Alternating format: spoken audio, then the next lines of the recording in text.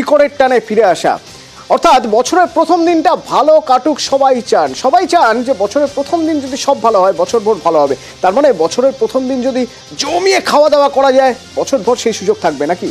তো সেরকম ভাবনা চিন্তা থেকেই অনেকে আজ রেস্তোরাঁয় ঢু মেরেছেন জমিয়ে খাওয়া দাওয়া করতে।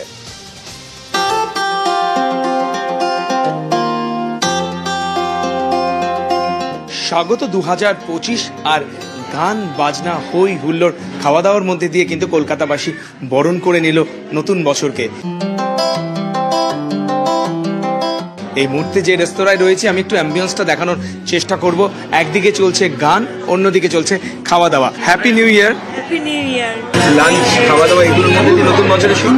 একদম বিরিয়ানি, এখন ক্যারামেল কাস্টার্ড।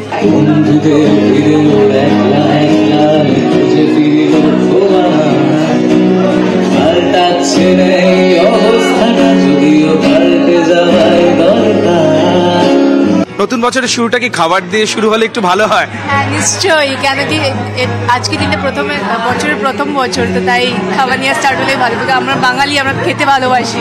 আমরা আসলে পুনেতে থাকি, তো কালকে আমরা সকালে চলে যাচ্ছি, তো will just spend time together.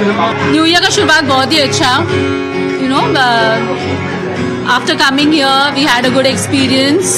The food is good, the drinks are good, the ambience is good.